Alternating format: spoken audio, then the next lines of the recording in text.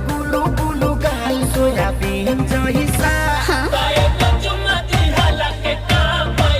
भोजपुरी के trending star Khesari Lal Yadav के कल के दिन बहुत बड़ा गाना आता है जो कि रिकॉर्ड बना देता है और साथ में आवाज़ देती है शिल्पी राज और साथ में खेसारी लाल यादव की हीरोइन रहती है रानी जो कि गजब तरीका से डांस करती है।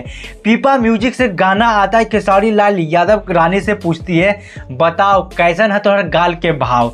खेसारी लाल यादव कहते हैं अपना रानी को एकदम बड़ाई करते हैं, गुल्लू गुल्लू गाल सोयाबीन जैसन एगो चुमा लेहला के कैगो पैसा, जो कि खेसारी लाल यादव बहुत तगड़ा तरीका से गाते हैं। और हाँ, और साथ में खेसारी लाल यादव बहुत रोमांस करते हैं रानी के साथ।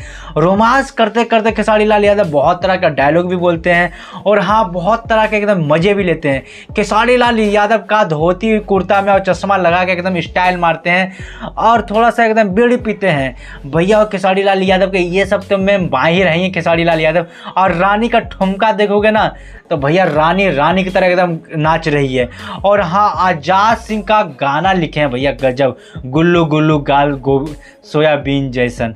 और साथ में विशाल सिंह म्यूजिक बनाए हैं, बहुत अच्छा गाना, जाके सुनिए और हमें भी प्यार दुला दीजिए। भोजपुरिया समाज जिंदाबाद भैया।